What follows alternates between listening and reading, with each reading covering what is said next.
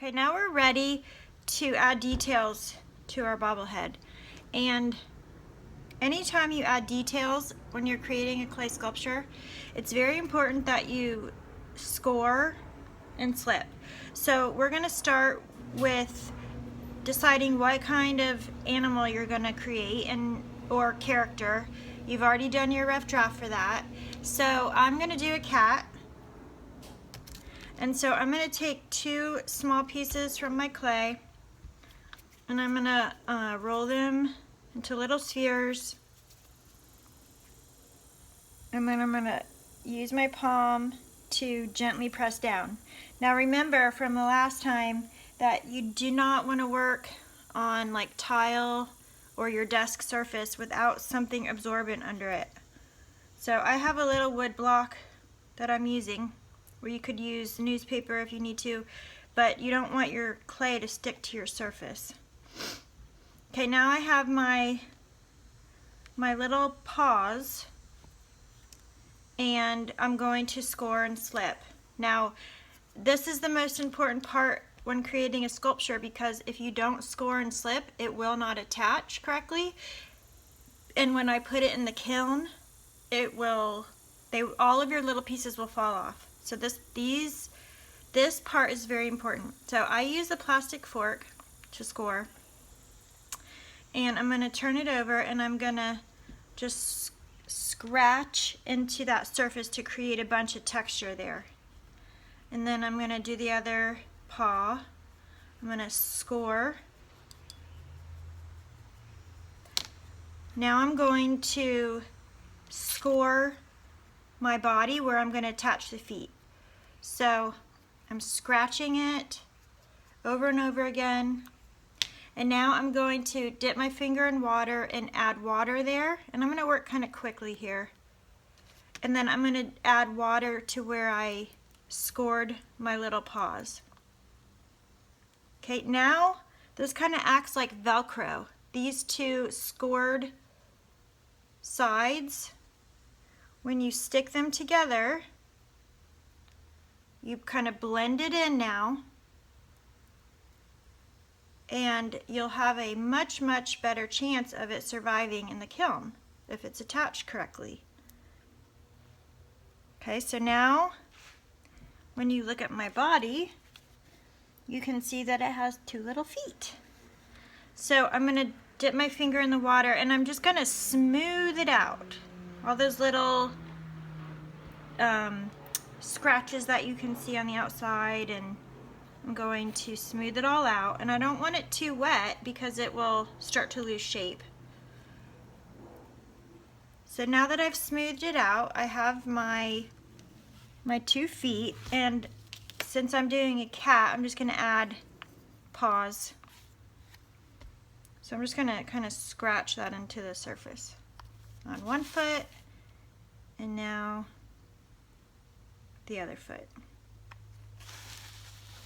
Okay, so far so good.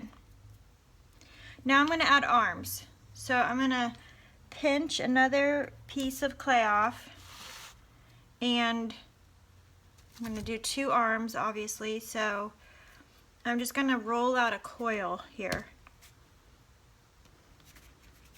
And my cat is looking a little bit chubby, so I want his arms to be proportionate. So I don't want to make them too skinny. So I'm going to do another coil here.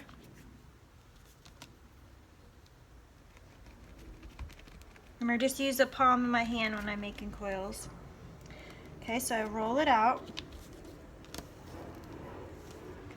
And I'm just going to kind of cut piece off so they're even.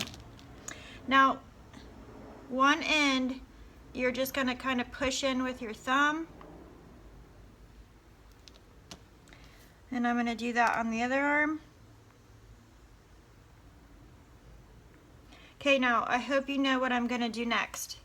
Please tell me that you're not just going to stick those on there, right? No, absolutely not. We have to score and slip. So I'm taking my fork and I'm scratching that surface where I want to attach it. And then I'm going to score the other side. Now, I have to decide where I want the arms. I want them a little bit higher. So I'm going to score the surface of where I want to attach it. Add a little bit of water. And then kind of stick it on there. Now, remember to blend. Okay, so I've got one arm there, and I'm going to attach the other one on this side. So I'm scoring the clay, adding water, and attaching. Now don't forget to blend.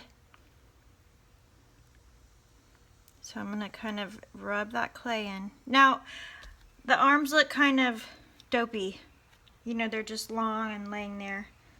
So you could maybe have one going up if you wanted to.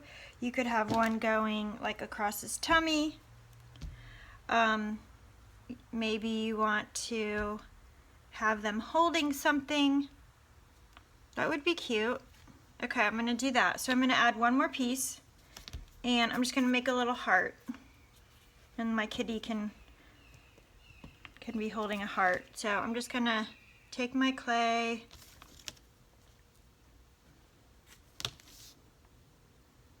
and kind of shape it with my fingers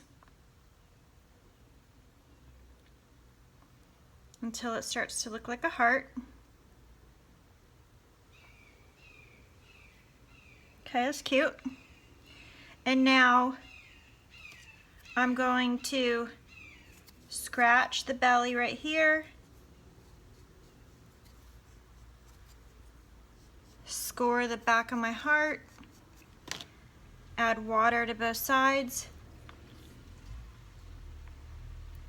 and then I want my hands to look like they're holding it, so I'm going to score both sides and attach. And I'll do the same thing over here. Now, you don't have to have your animal or character holding a heart. This is just an example. So this is at the point at which you have artistic freedom to choose what you want your animal or character to look like. What do you want it to be doing? Is it holding something?